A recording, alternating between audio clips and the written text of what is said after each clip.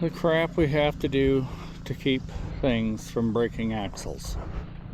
These tires I bought over a year ago are just 2 inches too big. They are tearing axles apart. So I have different tires I'm going to put on, or have put on this week. And then when we come back, we'll put them on, and then these will be for sale. These are Maxxis Roxillas, 30 by 10 by 14s, and they're still 90%. I don't know if you can see that very well, but yeah, they're still like new. I tried to sell them for a year, brand spanking new, because I didn't want them on here because they're too big. Nobody ever even messaged me or nothing. A brand new, they're $1,000. I was selling them for $1,000. And then still had the rubber nipples on them and everything. But yeah, so this thing, when it articulates too far, stretches these shocks out, and the axles get at this gnarly angle. I don't know if you can see that very good, but it'll pull them plumb out of there if you're not careful. Just when you're driving though. But with 28s on here, this little 850 that's tuned and everything, actually oh,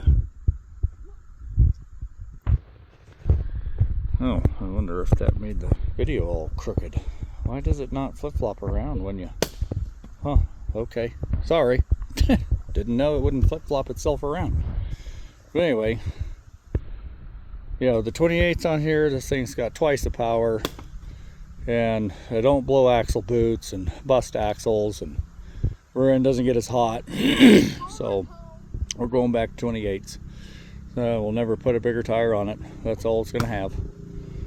But otherwise, it has been a good machine. I will say that at 10,000 miles, if you haven't replaced the wet clutch yet by 8,000, you better do it, because ours was getting hot spots enough to melt the floor between the back seats here.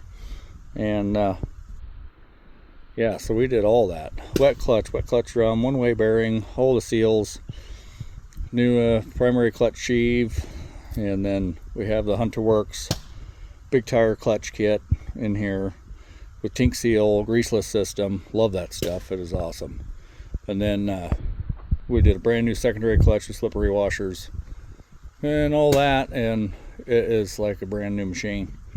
It really hooks up good, but these tires are just, they're so heavy for this little 850. They're just too much. I don't know how people run around with 30s on these things without super souped up and big heavy duty axles and different A-arms. I bought big heavy duty axles, and they're so big with these stock A-arms, the boots rub and it rips the clamps off. Brand new. I didn't even get it out of the shop backing up, and it ripped the boots off. So I have to have different lift A-arms in order to run them big heavy duty axles that I bought. But I don't know if I'll ever do that. I don't know. Anyway, yeah, redneck shenanigans in the woods. We're about tired of working on stuff. We're supposed to be elk hunting. I hate it. Still working on stuff. 2025 elk camp out in the Bitter Roots in the Clearwater Forest. Look at this chick. Whoa. Almost took out the chainsaw. One day she's going to make a man real happy. But I'll tell you what, her standards are really high.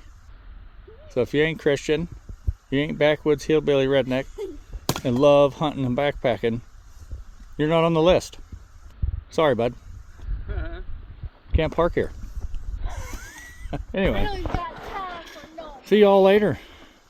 We're out. It's time for a break.